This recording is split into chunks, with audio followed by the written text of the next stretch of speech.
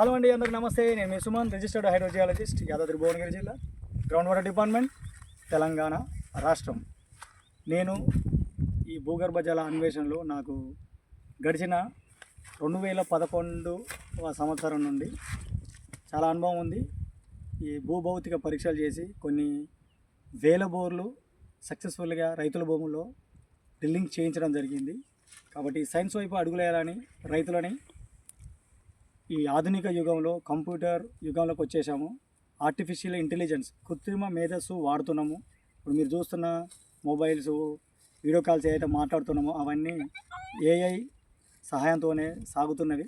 కాబట్టి మీరు సైన్స్ వైపు అడుగులేయాలని కోరుకుంటూ మీ సుమన్, హైడ్రోజియాలజిస్ట్. ఇప్పుడు జనరల్గా మాది మోత్కూరు దగ్గర ఉంటుంది విలేజ్, ఆత్మకూరు. ఇప్పుడు నేనే సపోజ్ నేనే ఒక ఆయన నమ్మిన మోత్కూరులో నమ్మి ఆయనతోటి ఒక 1.5 hours వెయిట్ చేసి ఆయన తీసుకొని వచ్చిన. ఒక ఆయన రెడ్డి డోజింగ్ చేస్తారా? డోజింగ్ కొబ్బరికాయతో చూస్తాడు ఆయన. నేను ఇంత తెలిసి కూడా నేను కూడా ఒక 600 feet 700 feet వేసిన.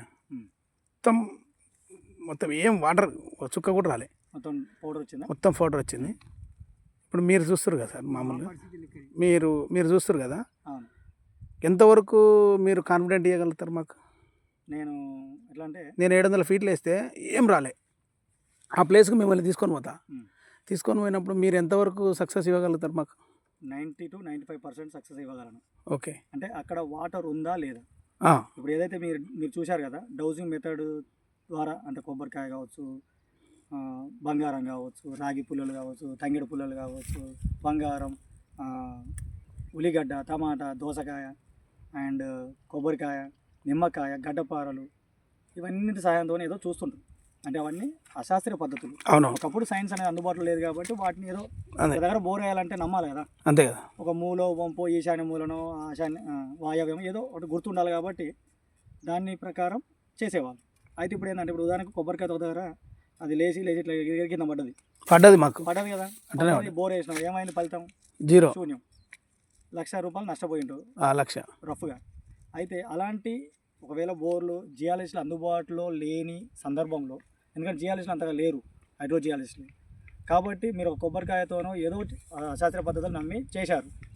అక్కడ మీరు మీ అందుబాటులో ఉన్న ఎవరైనా ఒక జియాలజిస్ట్ని రప్పించుకొని అక్కడ సార్ ఇక్కడ మాకు భూభౌతిక పరీక్ష, జియోఫిజికల్ మెథడ్స్ ఉపయోగించి, అది ఏదైతే ఎలక్ట్రికల్ మెథడ్స్ వాడుతున్నామో రెసిస్టివిటీ మీటర్ తీసుకొచ్చి అక్కడ చెక్ చేసి, జియో స్కానర్స్పై చెక్ చేసి అక్కడ ఎంత లోతులో బండ ఉంది, ఎంత లోతులో మొర ఉంది, ఎక్కడ బండ కింద నీళ్ళు ఉన్నాయా లేవా, పగులు ఉన్నాయా, మరి పగులు ఉంటే ఉన్నాయా లేవా అనే అంశాన్ని 100% చెప్పొచ్చు. కాకపోతే అక్కడ ఉన్న వాటరు 2 ఇంచులు వస్తుందా, 3 ఇంచులు వస్తాయా, 4 ఇంచులు వస్తాయా అనేది మాత్రం మీ భూమిలో ఉన్న మట్టి, రాళ్ళలో ఉన్న పగుళ్ళు, జాయింట్స్, ఫాల్స్, ఫోల్డ్స్, లీనియమెంట్స్, ఏమన్నా నల్లరాయి కింద ఉందా మీ భూమికి, లేకపోతే నల్లరాయి పై భాగంలో ఉందా, నల్లరాయి మొత్తం, ఎనరాయి మొత్తం మీ భూమిలోకి వెళ్ళిపోతుందా, మీ భూమి ఎట్లా అబ్జర్వ్ చేస్తుంది వాన పడ్డప్పుడు అనే దాన్ని అనాలిసిస్ చేసి అక్కడ వచ్చిన డాటా ప్రకారం ఎక్కువ రెసిస్టెన్స్ వస్తుందా, తక్కువ రెసిస్టెన్స్ వస్తుందా, లేకుంటే ఫ్రాక్చర్ జోన్లో ఉన్న రెసిస్టెన్స్ వస్తుందా అని ఖచ్చితంగా రిపోర్ట్ చెప్పొచ్చు. ఎన్ని ఫీట్లకు వరకు బోర్ వేసుకోవాలి, ఎన్ని ఫీట్ల నీళ్లు తగులుతాయి, ఒక 60 పలానా. సహజంగా గ్రనైట్ రాయిలో 60 feet నుంచి 120 feet లోపు మొదటి ఫ్రాక్చర్ తలిగే అవకాశం ఉంది. మీది భువనగిరి అవతల ఆత్మకూరు కదా, ఆత్మకూరు, ఒలిగొండ, మోత్కూరు, అడగూడూరు, అనాజపురం, రామన్నపేట, సూర్యాపేట, ఈ ఏదైతే మన ఈ ఏరియాలో ఎన్ని ఫీట్లు వేయాలి 60 నుంచి 120 feet లోపు వాటర్ తగులుతాయి. అది మిస్ అయిందంటే 180 feet నుంచి 250 feet లోతు ఫ్రాక్చర్ జోన్ ఉంటుంది, తగులుతాయి. అంతవరకే వేయాలి. తెలిసి వాటర్ రావు. 95% ఇదే డెప్త్ ఉంటుంది. కాకపోతే రైతులు ఏమంటారంటే 60-70 feet వాటర్ పడగానే ఇంకా లోతు చేస్తే పక్కకు పోతారు, ఎయ్యిరబాయి అని అంటుంటారు పక్కకున్నోళ్ళు. అట్లా 150 feet నీళ్ళు పడితే 550 feet వేస్తాడు, అట్లా 600 వేసిన సార్. అట్లా వేయద్దు, ఎందుకంటే నీకు నల్ల ఫ్రాక్చర్ జోన్ లేనప్పుడు 250 feet వరకే అవకాశం ఉంటుంది. అయితే ఆయన డోజింగ్ చూస్తే ఆయన తోటి కూడా అన్నా నేను, అంటే నేను ఆయన జర ఎక్కువ సతాయించిన, మరి ఏంది ఇది నువ్వు ఇట్లా చూస్తున్నావు కదా, మరి ఫెయిల్ అయితే పరిస్థితి ఏందన్నది కూడా అడిగితే ఆయన, అంటే నేను ఆయన ఇబ్బంది పెట్టినాను కూడా ఏమో చాలాసార్లు అడిగిన. అట్లా అడిగితే నేనేమన్నా దేవుణ్ణా అన్న కాడికి వచ్చింది లెక్క.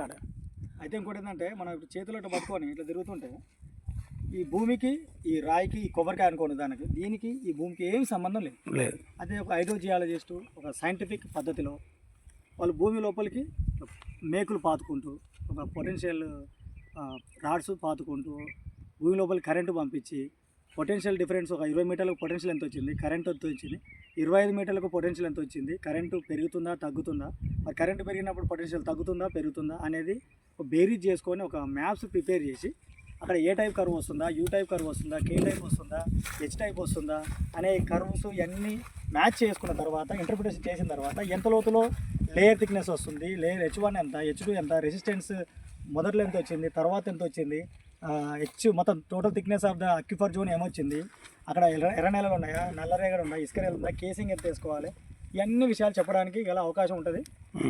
పెద్ద మనిషి మీరు ఎట్లా వేసారు చెప్పండి, ఎట్లా వేస్తారు మామూలుగా? ఇది ఏ ఊరే పెద్ద మనిషి? చిన్నప్పటి నుంచి ఎవరు మీది? ఊరు అనాశపురం సార్. అయితే నేను నాకు తెలివి నేను చూసిన ఒక కుమ్మరాయన తంగెడుగులో పట్టుకునేది. తంగెడుగులో పట్టుకొని ఇట్లా ఇట్లా ఇట్లా గిర్ర గిర్ర తిప్పేది, ఆ నీళ్ళున్న కాడ అని తిరుగుతుంది చూడు చూడు అని చెప్పేది. మరి ఇప్పుడు చేతులు పట్టుకొని తిప్పితే కర్రకి భూమికి ఏమన్నా కనెక్షన్ పెట్టేదా? ఏం కలెక్షన్ లేదు, ఆ పుల్లే స్టార్టింగ్ ఓకే ఓకే. అదొకటి. ఆ తర్వాత మెల్లె కొబ్బరికాయ గజ్జిస్తున్నా. మీరు ఎన్ని మీరు ఎట్లా ఏ పద్ధతి వాడారు మీరు? తంగడపల్లనా కొబ్బరికాయ? కొబ్బరికాయ. ఏమన్నాడు పిల్లగాడు ఎవరు చూసిరంటే? ఈ గొల్లలో పిల్లాడు భువనగిరి 16-18 ఉంటాడు. అయితే చదువుకుని కాలేజీ పోరాడే. వాళ్ళ తాతకు జర తుర్కదేవుడు వస్తాడు. ఇక వాళ్ళ తాత పట్టుకొచ్చా ఉండు 4-5 బోర్లు బాగానే 10 బోర్లు సక్సెస్ అయినాయి. అయితే తాత నువ్వు ఎందుకు ఏడుస్తున్నావే, ఈ భూమి చల్లకుండా అది పాత అప్పటి నుంచి మా భూమి ఉండేది, మేమే అమ్మినాం గమ్లోళ్ళకు. గమ్లోళ్ళు మళ్ళీ మీకు